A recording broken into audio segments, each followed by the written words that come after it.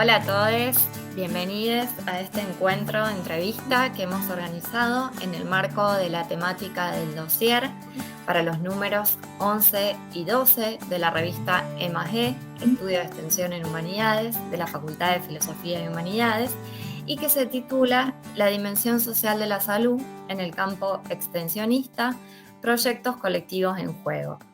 Para coordinar estos números contamos con la colaboración de Valeria Nicora de la Facultad de Ciencias Sociales de la UNC y Sandra Sevilán de la Escuela de Enfermería de la Facultad de Ciencias Médicas también de la UNC, quienes nos acompañaron en la entrevista colectiva sobre interrupción voluntaria del embarazo que realizamos para el número anterior y les invitamos a visualizar en el sitio de la revista.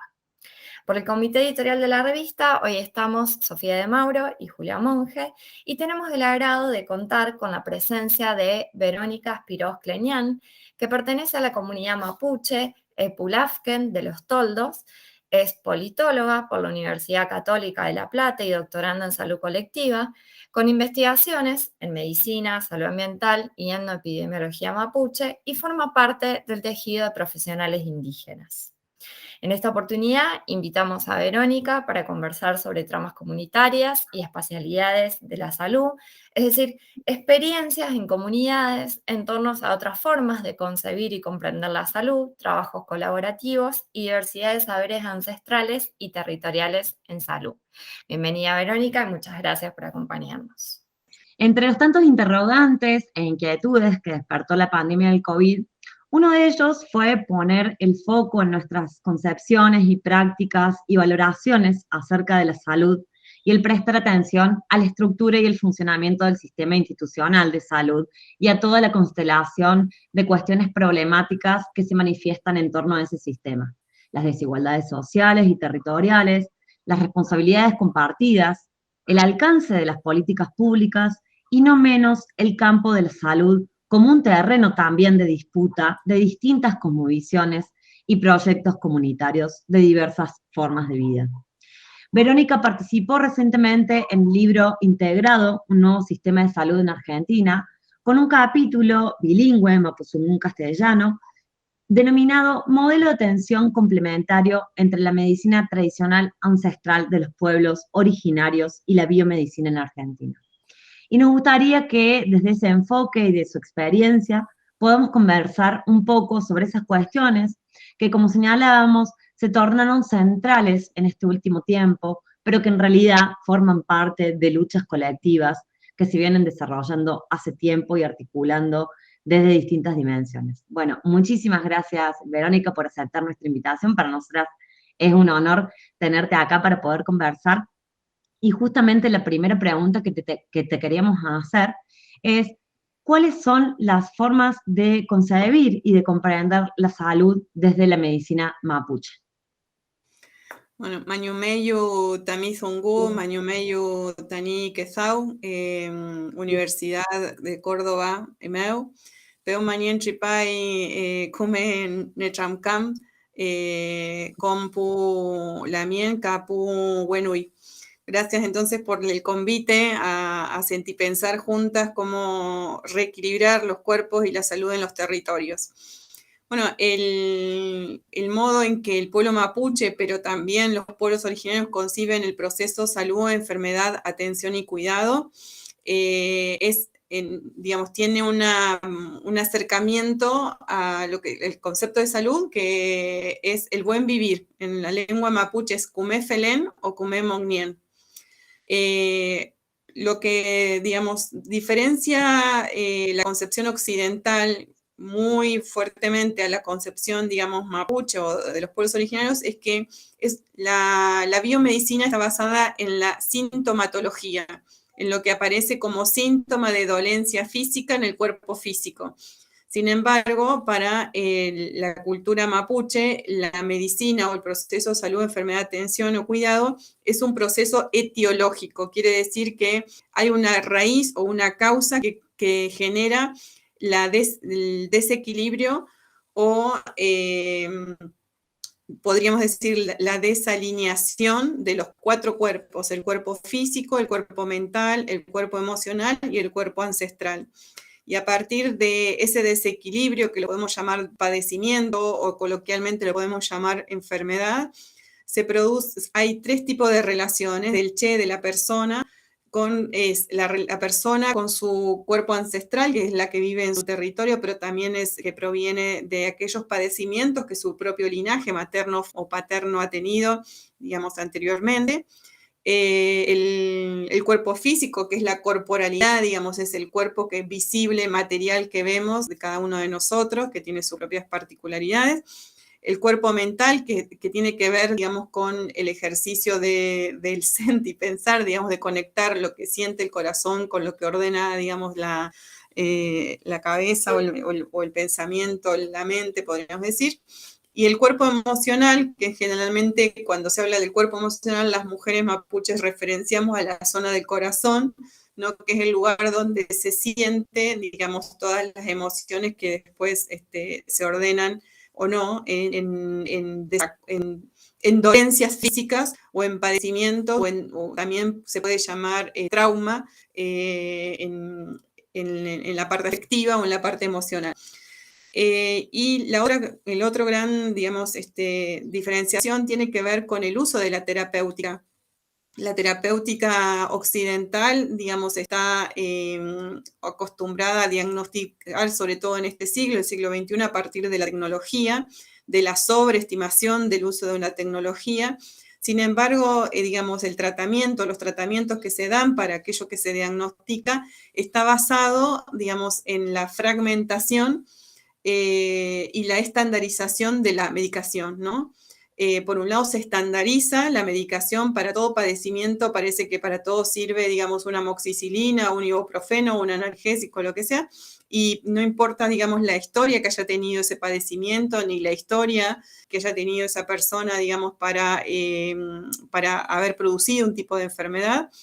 Sin embargo, digamos, las culturas indígenas lo que hacen primero en el acto médico es revisar la causa de las causas por las cuales, digamos, esa persona entró a enfermar o genera un desequilibrio o un padecimiento o un malestar, por lo cual hay una contextualización, digamos, en el cual el médico, la médica o el especialista de la medicina mapuche trata de entender la historia de ese paciente, o sea, la historicidad en la cual se produjo esa enfermedad, por qué se produjo esa enfermedad, en qué contexto y en qué territorio.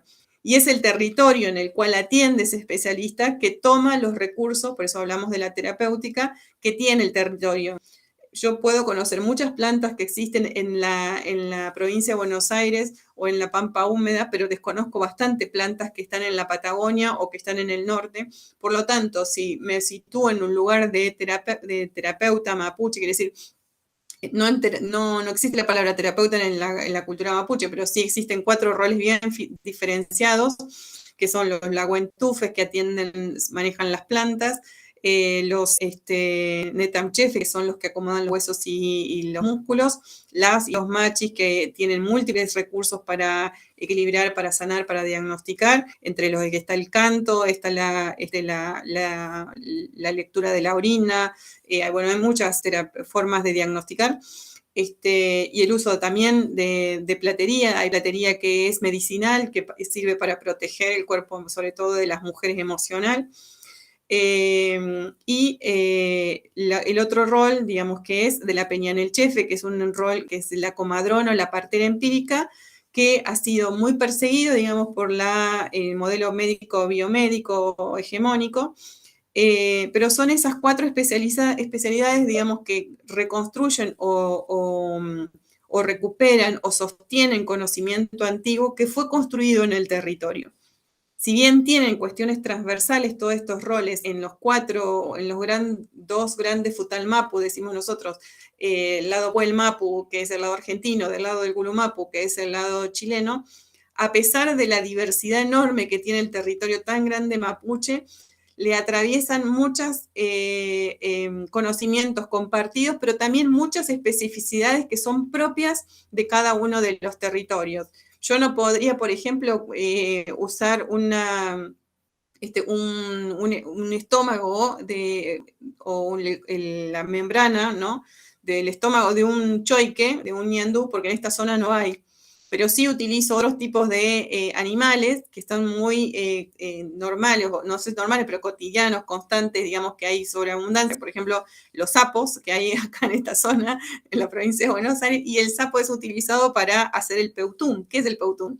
El peutún es una forma de diagnóstico de alguna dolencia interna de algún órgano, que se pasa, hay diferentes tipos, variedades de sapos, pero el sapo es una herramienta que toma el curador, el sanador, el especialista en la medicina mapuche para hacer su diagnóstico.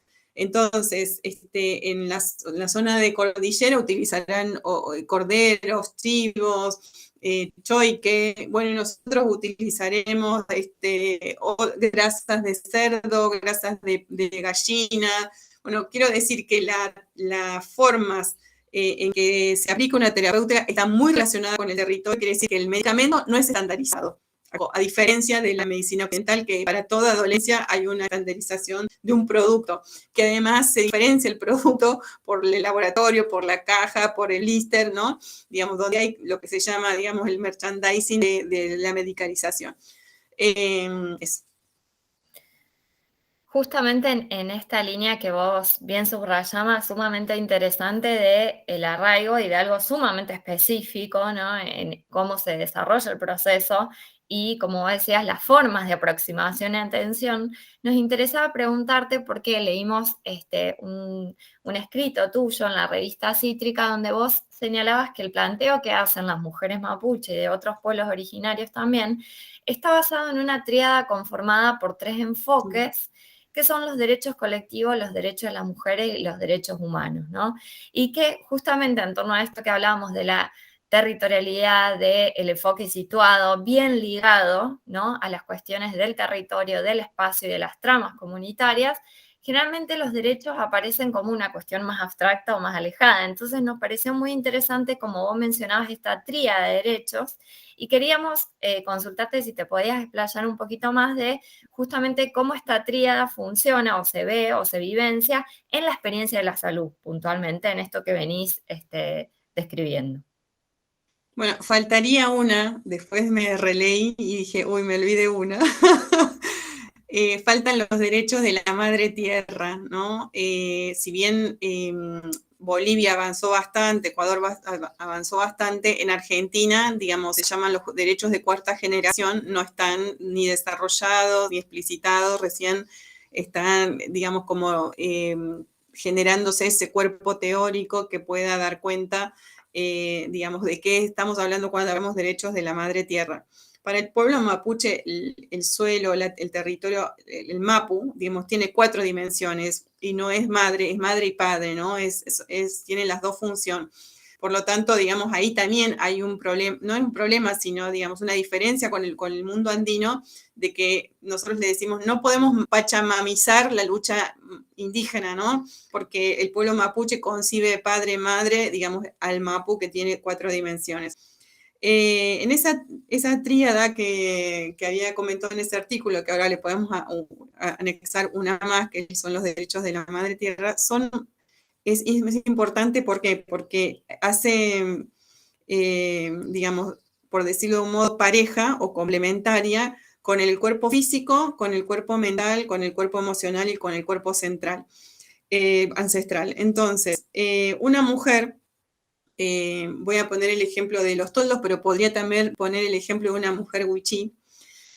Una mujer wichí, para ejercer su derecho a la buena atención en salud en un hospital, ¿no?, tendría que ser atendida, digamos, en todo su proceso de atención dentro del hospital por un hablante o un intérprete de la lengua wichí, para que se pueda comprender cuál es la situación y el diagnóstico con el cual la mujer embarazada llega a esa consulta.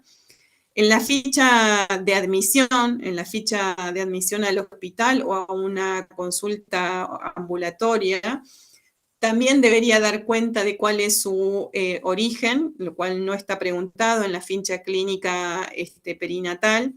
Y tampoco se le pregunta en la ficha clínica perinatal, digamos, cuál es la lengua de la embarazada que asiste a ser atendida en una posta sanitaria, en un efector o en un hospital. Entonces ahí hay derechos cercenados que tienen que ver con derechos individuales, porque soy yo quien voy a atenderme, pero que refieren a un derecho colectivo, que es el derecho a la autoafirmación y a la reproducción del modo de vida. Entonces, la reproducción del modo de vida conlleva la lengua, ¿no? Entonces, el derecho colectivo debería estar garantizado en una ficha, digamos, de admisión o de inscripción o la ficha clínica perinatal. Pero además, es probable que la dolencia que lleva adelante durante su embarazo tenga que ver con el desmonte o la desertificación del suelo. Y entonces el que no tenga provisión de agua, o que tenga escasez de agua, o que directamente no tenga agua, o que tenga que caminar 15 kilómetros para acceder a agua, refiere a un derecho del territorio, ¿no? Porque el territorio necesita sobrevivir, digamos, pero además un derecho colectivo es que antiguamente no había alambrado del territorio, por lo tanto la movilidad, digamos, de una mujer para ir a buscar el agua o frutos del monte no tenía que pedir permiso ni estaba violando el derecho de propiedad privada. Por lo tanto, digamos, al haber alambrado y el Estado no garantizar la provisión de agua potable, el malestar con el cual la mujer llega a la posta sanitaria tiene que ver con el modelo de producción que el Estado implementó. Por lo tanto, hay un derecho que está cercenado, que es el derecho a la reproducción del modo de vida, y es el derecho de la tierra también a reproducirse a sí mismo. Por lo tanto, tener una atención de salud dentro del Centro de Atención Primaria de la Salud no tiene que ver, aunque existiera el hablante dentro, el clínico, la obstétrica, el obstétrico, el de laboratorio, y hubiera un intérprete que le ayuda a hacer todo su recorrido terapéutico intrahospitalario, el padecimiento con el cual llega no tiene que ver con la calidad del servicio de atención, sino con lo que está fuera del hospital, con lo que nosotros llamamos en el sanitarismo con los determinantes sociales de la salud, que son ambientales, que son económicos y que son económicos, sociales y ambientales. Y a partir de este cercenamiento, digamos, que hay a la no movilidad del pueblo en el mismo territorio, ese pueblo se empobreció. Quiere decir que una mujer no es pobre porque quiere, sino porque le determinó un Estado o una empresa, ¿no? La posibilidad, le cercenó, digamos, el derecho a la alimentación y a la buena alimentación, ¿no?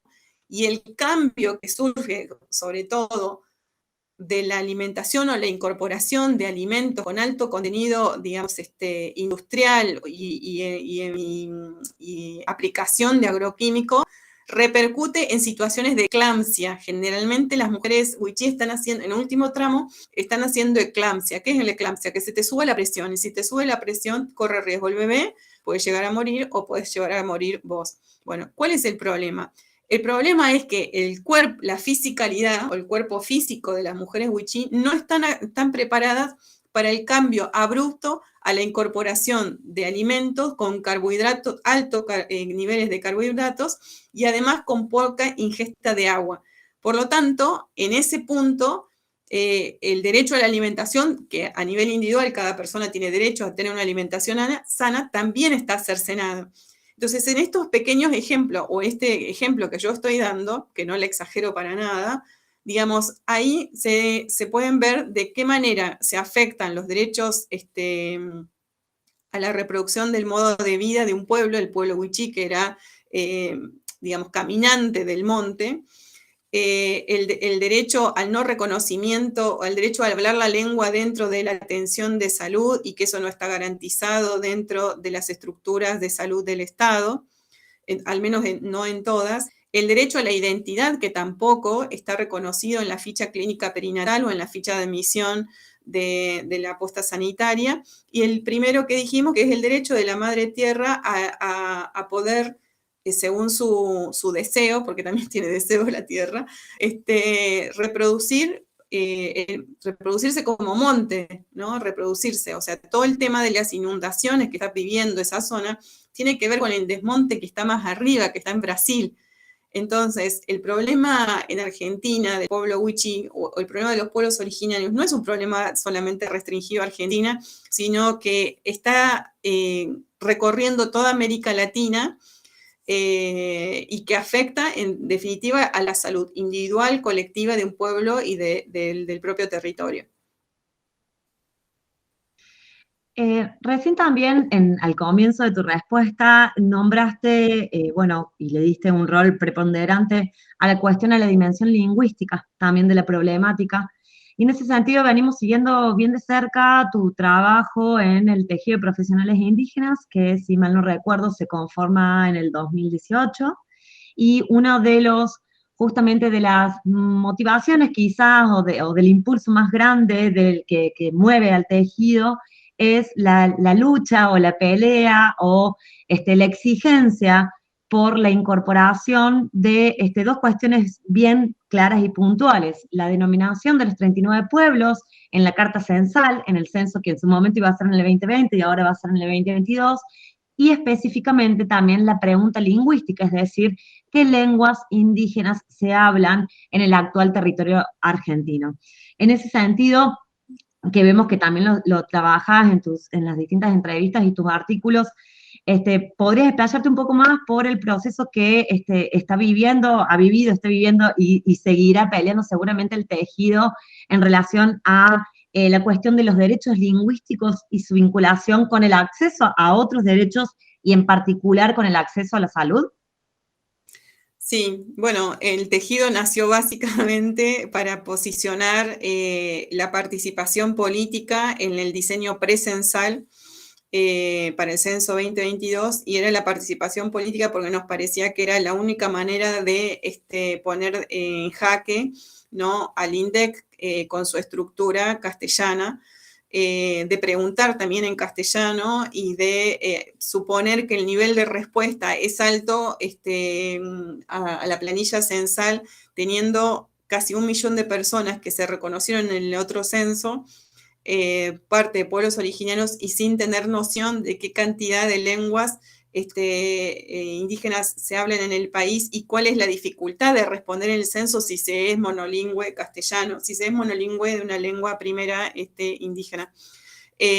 Bueno, eso fue avanzando. Creo que el tejido fue avanzando no solamente, digamos, en instalar el tema a nivel nacional, sino también, digamos, poder cuestionar las estructuras dentro de las universidades, que también invisibilizan no solamente las lenguas de los estudiantes que ingresan, sino también la identidad de los estudiantes que ingresan en el espacio universitario. Por lo tanto, no podría haber una política de afirmación positiva para profundizar o para facilitar el sostenimiento de esas lenguas si la única lengua que, digamos, que se habla dentro del espacio universitario es el castellano, y en todo caso, como segunda lengua, el inglés o el portugués. Los derechos lingüísticos en Argentina es un tema que se está instalando, y para nosotros es muy importante instalarlo porque a partir de la instalación en el ámbito político, creemos que es necesario revisar muchas acciones, planes y programas del Estado que suponen, digamos, que la sociedad argentina es homogénea, es monolingüe, y que además, digamos, la ampliación de los derechos sociales está asociado a la castellanización de la sociedad, ¿no? Sin dar cuenta de que muchos programas y planes de gobierno, de cualquier índole que sea, solamente tiene como lengua de transmisión el castellano y deja fuera, como quedó en evidencia con la IFE, a mucha gente que no tenía conectividad, pero que además tampoco entendía el formulario y que estaba fuera de todo y que se había caído de todo, cómo poder completarlo. Pero también en la zona del norte argentino, en el NOA y en el NEA, hay un problema muy importante respecto al acceso a la justicia, no solo para las mujeres que han sufrido abusos y violencia de género, sino también para adolescentes que son a veces solamente por la portación de cara, son acusados de algún evento, ¿no?, por esta sociedad racista, y cuando tienen que ir a testimoniar a las comisarías de la mujer o a cualquier comisaría de cualquier pueblo, no puede expresar, digamos, o no puede describir los hechos en su propia lengua o los puede describir en su propia lengua y no hay nadie que pueda tomar testimonio en su propia lengua, o en estado de shock que han llegado mujeres o adolescentes porque las han violado, la única lengua que les sale en ese estado, digamos, es la primera lengua, que es el wichí, el com o el pilagá, o el que hable la mujer, y pedirle que pueda, además de ese shock emocional, que está afectado su cuerpo emocional, su cuerpo físico, pedirle que además describa en una segunda lengua, es demasiado violento. Entonces, por eso es importante poder poner sobre la mesa que el acceso a la justicia tiene como barrera, sobre todo para la población monolingüe indígena. La primera barrera es en el proceso judicial, es el testimonio, es la denuncia. No puede, digamos, tomarse como normalidad que tenga que ser dicho en castellano. Y ahí vemos como el doble estándar. Existe dentro del Poder Judicial la figura de intérprete en lenguas extranjeras, de italiano, de inglés, de portugués, pero no existe la figura de intérprete en lengua indígena. Entonces, ¿qué pasa? Para algunas lenguas son prestigiosas y sobre todo es posible garantizar derechos para extranjeros, pero no para los propios. Bueno, esa es toda una cuestión que nos parece importante poner sobre la mesa. Y en salud también exactamente lo mismo, digamos, pasa, digamos, que cualquier persona que quiera asistir a un, no sé, a una consulta o que de urgencia tenga que ser operado, el consentimiento para aceptar el tratamiento y para aceptar, digamos, cualquier tipo de cirugía, está escrito en castellano. Entonces la persona firma algo que no sabe qué es lo que está firmando. En el caso de las multíparas, digamos, que a veces los equipos de salud definen y definen sin preguntarle al usuario de salud o a la paciente si quiere que después de una cesárea, digamos, se le aten las trompas o se le esterilice. Entonces, ¿cómo una mujer va a decir si está de acuerdo o no está de acuerdo en que se le esterilice si no entiende el papel con el cual se lo pregunta? Firma algo, que generalmente firman los varones, algo sin saber qué es lo que está firmando. Entonces, digamos, después no hay posibilidad de reclamar que una mujer fue esterilizada forzosamente porque alguien por ella firmó un papel que no entendió. Entonces hay una cuestión previa que resolver, que son los protocolos de consentimiento libre, previo, informado en la atención de salud, sobre todo cuando se va a una práctica quirúrgica, ¿no? Bueno, también pasa con les niñes, muchos niños wichí o com, que son los que son fuertemente monolingües, también van a una ronda sanitaria que pasa el agente sanitario y a veces no logra decir lo que le pasa porque le tiene miedo al guardapolvo blanco, porque el de guardapolvo blanco habla muy rápido, porque no entiende los tiempos de los niños que quieren observar y que además, sobre todo en algunas culturas, observa y conoce al otro a partir del tacto. Entonces, ahí también hay toda una cuestión de práctica médica que revisar, porque hay pacientes o hay usuarios o hay sujetos de derecho que no conocen al otro a partir de la palabra, sino a partir de la gestualidad, a partir del olor que emite su pelo, su cabeza, el aroma que tiene en su piel. Entonces, para poder acceder, digamos, a una atención, la palabra es importante, la lengua es importante, pero hay otros lenguajes que también son importantes en el acto médico. Sin duda, justamente en esto que vos bien señalabas de esa suposición de lo homogéneo, ¿no? Que se da y que parece que desde el sistema hegemónico biomédico siempre lo cultural está en el otro, ¿no? El de otro, es cuestión de los otros, como si el propio sistema no estuviera atravesado por sus propias determinaciones culturales, ¿no? Entonces, un poco para compendiar y para ir cerrando, queríamos preguntarte cuáles son las mayores resistencias o tensiones que vos percibís en el reconocimiento de la medicina tradicional ancestral y que resultaría prioritario trabajar justamente para poder avanzar a un modelo complementario, que es un poco lo que vos señalabas en este artículo. Bueno, quiero decir que hay pequeños avances. Hay estudios, el año pasado se hizo un estudio sobre la identidad de los trabajadores de la salud en Mar del Plata, en la zona, en el área programática de Mar del Plata, y se aplicó la pregunta sobre identidad y sobre lenguas, la dimensión lingüística, tal cual la diseñó el tejido con el colectivo de investigadores en lenguas y pueblos originarios. Y ese instrumento se aplicó y el 17% de los trabajadores de la salud en el área programática de Mar del Plata afirmó que es parte de un pueblo originario, ¿sí? Afirmó que era parte de un pueblo originario. El dato sobre lenguas no lo tengo, pero él afirmó. Quiere decir que hay una otredad que está dentro del propio sistema de salud pública, pero que no puede ser dicho porque no está habilitado, ¿sí? Entonces, la otredad que está dentro del sistema público, digamos, no tiene canales donde expresarse, porque es tan fuerte el modelo médico hegemónico que apaga, digamos, las otredades de todo tipo, aún entre sus propios trabajadores, ¿no? Trabajadoras. Yo creo que la mayor resistencia es a legalizar, digamos, la medicina o tener una ley de medicina tradicional indígena. Es increíble este país, pero hay una senadora, García Larrauru, precisamente de Río Negro, o sea que la otredad la tiene muy cercana, digamos, el mundo mapuche lo tiene muy cercana, y escribió un texto de una ley nacional de medicina ancestral tradicional, pero refiere a las asiáticas, y no hay un solo capítulo, no hay un solo componente de medicinas indígenas, de medicinas tradicionales indígenas, ¿no? La OMS llama medicina tradicional, y a la biomedicina, o sea, la medicina convencional que se llama biomedicina.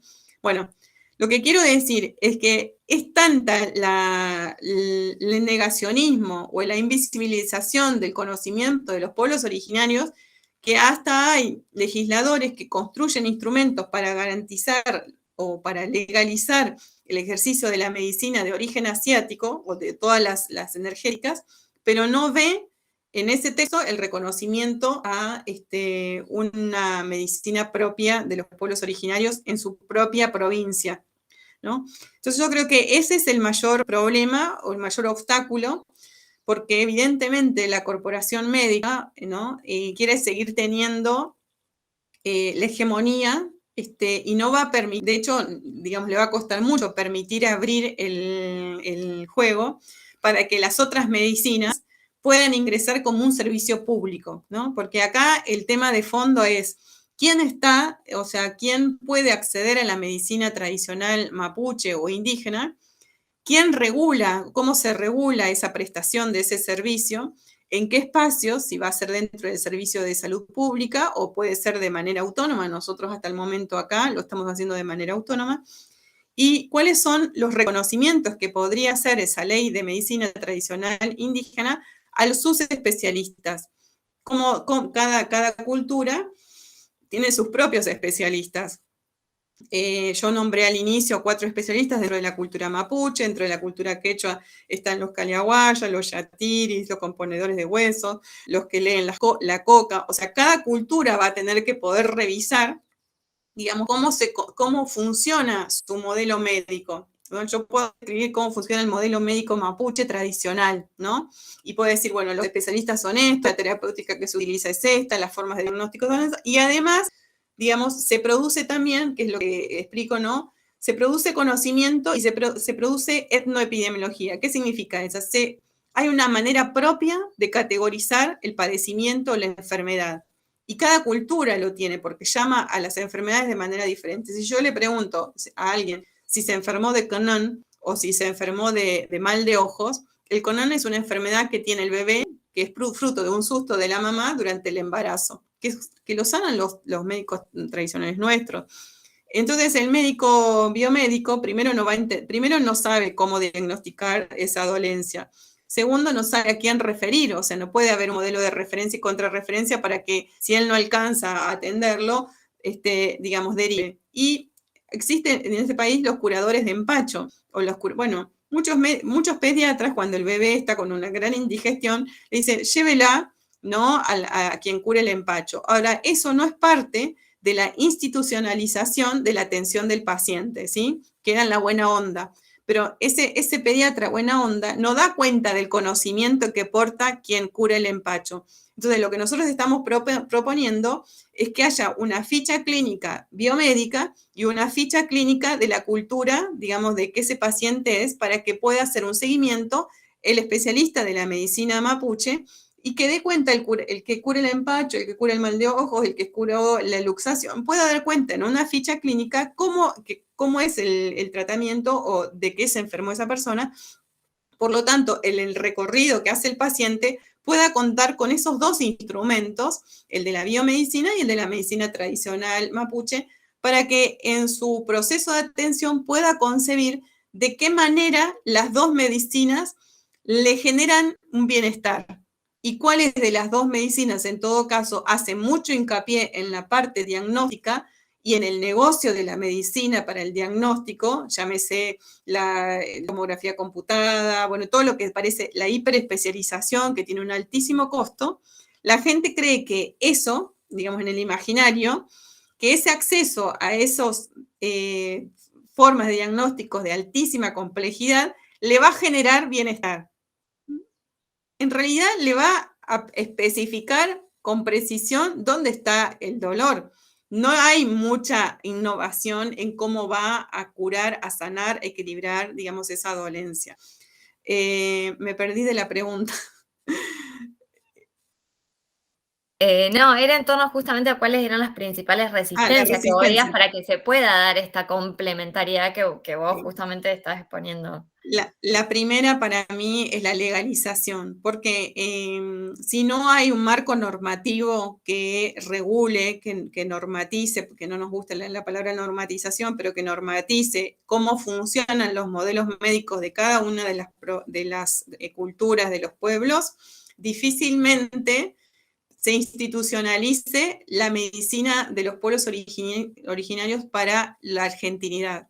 Y a mí me parece importante decir esto, porque parece que cuando uno va a atenderse con un médico tradicional de la cultura, como no está jerarquizado y como no está lícito, trata de ocultarlo, aunque le haya hecho bien y aunque le haya sanado.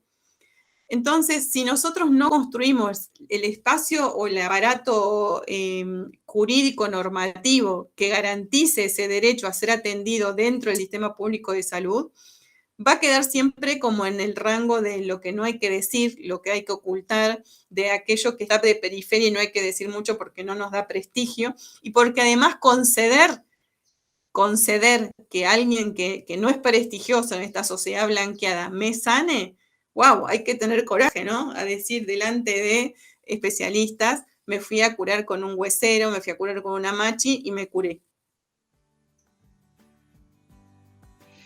Buenísimo, Vero. Bueno, te agradecemos muchísimo por esta conversación que esperamos que quizás, aunque sea, se constituya en un minimísimo aporte para un diálogo intercultural de saberes que es necesario no solo para seguir ampliando y profundizando en estas cuestiones tan centrales de nuestras experiencias y proyectos comunitarios, como en este caso en salud, sino también para ya de una buena vez comenzar a ir derribando esos muros completamente racistas de nuestra sociedad, como vos bien decís, blanqueada, que se sostiene blanqueada y que se enorgullece de ser blanqueada, desconociendo e invisibilizando la propia conformación de nuestro territorio, eso que dijiste de la medicina tradicional y de que está pensando en una cartilla de medicina asiática y no de lo que la rodea, me parece que es completamente, bueno, indicativo de la realidad en la que vivimos y que es necesario que bueno, hay unir luchas y fuerzas para derribar esos muros. Muchísimas gracias por acompañarnos. Mayumeyu Compuche, Mayumeyu Kulamien, gracias por el convite. Yo no minimizaría el espacio porque cada día vamos construyendo pequeños pasos, vamos caminando hacia la emancipación de nuestro pueblo.